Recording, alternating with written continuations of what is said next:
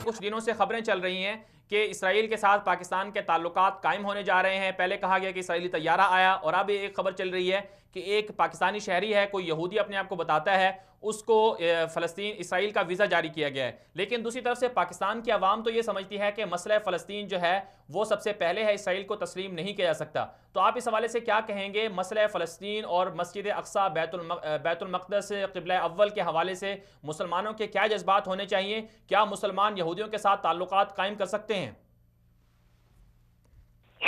देखें जी, गुजारिश ये, जहां तक यहूदियों के साथ ताल्लुकात का मामला है, तो आपको मालूम है कुरान और सुन्नत के अंदर तिजारती जो ताल्लुकात होते हैं या महदूद माशी ताल्लुकात, उसका तो इतना बड़ा मामला नहीं है।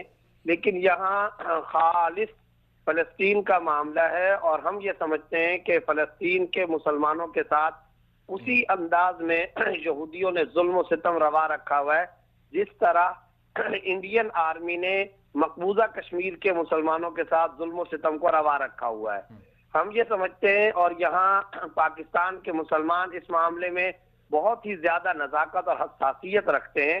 खुद कायदे आजम मोहम्मद अली जिन्ना मरहूम के जो अल्फाज हैं वो यही है कि हम इसराइल को तस्लीम नहीं कर सकते, और हम फलस्तीनी मुसलमानों का फलस्तीनी सरजमीन पर पहला हक तस्लीम करते हैं।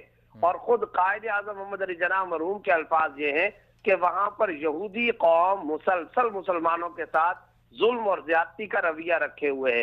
अगर हम इसराइल के साथ ताल्लुकात कायम करने की बात करेंगे तो फिर याद रखिए, दूसरी तरफ हमें मकबूजा कश्मीर पर भी हिंदुस्तान का कब्जा जायज तस्लीम करना होगा।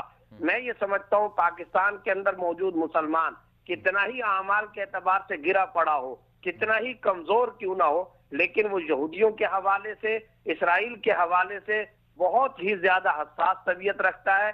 यहाँ का ओवरऑल जो मजमूई मिजाज है उम्मत मुस्लिमा का, आलम इस्लाम का, बिलखुसूस अहालिया ने पाकिस्तान का, वो फलस्तीनी मुसलमानों के साथ धड़कता है। और खुद फलस्तीनी मुसलमानों का मामला भी ये है, गज्जा की गलियों में पाकिस्तान आर्मी जिंदाबाद के नारे लगते रहे हैं। गज्जा की गलियों के अंदर वो पाक आर्मी को, पाकिस्तानी फौज को दुहाइयां देते रहे हैं। मैं ये समझता हूं कि पाकिस्तानी मुसलमान इसको कभी भी तस्लीम नहीं करेंगे और न ही इस सूरत हाल को कबूल करेंगे। साथ ही साथ जो हमें बाज़ औक़ात ऑफिशियल से जो समझ में आता है वो यही समझ में आता है कि इंशाअल्लाह पाकिस्तान का इस तरह हुकूमती सतह पर इसराइल के साथ ताल्लुक कायम होने का कोई मामला नहीं हो रहा, और हम यही उम्मीद भी रखते हैं। पूरे पाकिस्तानी मुसलमानों की डिमांड भी यही है, यही हमारा अव्वल आखिर मुतालबा भी है। मुफ्ती साहब, एक और बात कही जाती है, कुछ लोग हैं जो सोशल मीडिया वगैरह पर भी लिखते हैं, वो कहते हैं कि जब आप यहूदियों की बनाई हुई चीज़ें इस्तेमाल करते हैं, उनकी जहाज़ों पर और इस तरह की चीज़ें इस्तेमाल करते हैं, फिर आखिर वजह क्या है कि आप इसराइल के साथ ताल्लुकात कायम नहीं कर सकते? देखिए, ये गलत है कि यहूदियों की बनाई हुई चीजें। मैं एक बात कहना चाहता हूँ, अल्लामा सैयद सुलेमान नदवी रहमतुल्लाह अलैह के अल्फाज के मुताबिक जितनी नित नई इजादात है वो किसी भी मजहबी कौम का सिर्फ और सिर्फ तने तनहा